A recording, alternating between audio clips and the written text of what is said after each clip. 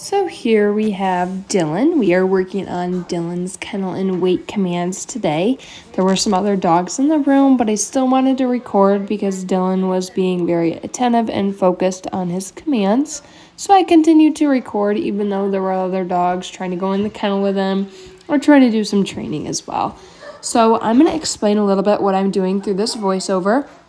I was pretty busy in the room, so I just decided to voice over. That way I didn't have to talk over everyone else that were talking.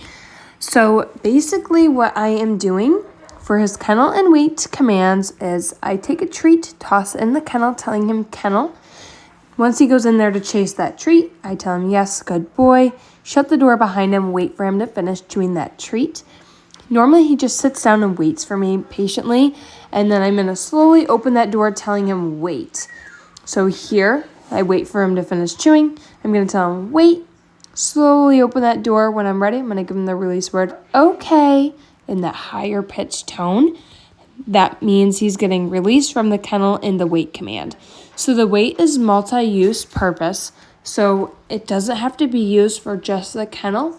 We use it a lot for going through doorways, in and out of the car, in and out of stores, up and down aisles in stores when they come to end cap, just so you're not going on to incoming traffic.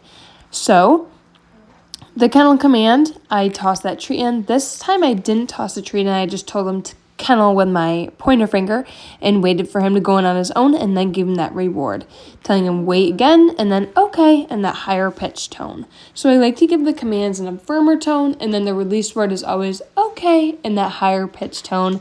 That way it's exciting for them, they get released and they enjoy it.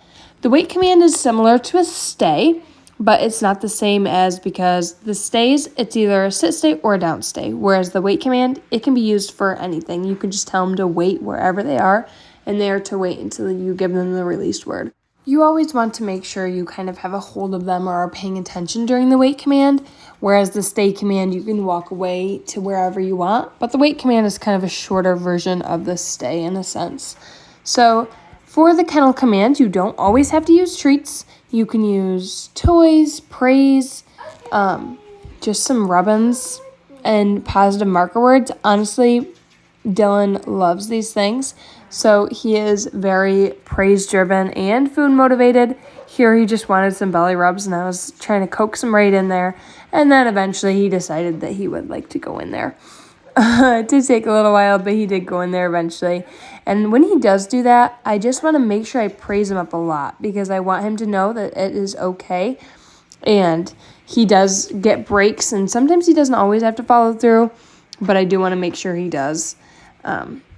Especially if he's having a good day or an off day, I want to make sure we end on a positive note, so have him do it a couple more times and then finish strong. So even if he's struggling one day, just make sure he follows through at least a couple times, and then kind of take a break, try again later maybe, or if you wanted to feed him a meal as a training session instead, you can also do that as well, and he might be a little bit more food motivated for you.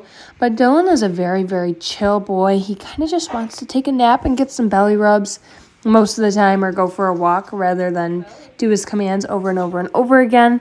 But we still like to make sure we practice them, just lots and lots of praise after he's done, because that's the reward he's looking for, and he really enjoys a good belly rub or a good praise reward. So he also loves toys, as you can see in this clip. In this part, I want to voice out what I'm doing in this part. So I'm using a toy instead of a treat, because he seemed like he was over the treat, so I wanted to find something else exciting for him and use that. So he does love toys, especially toys with squeakers in them or crinkly paper, different things like that. He loves those.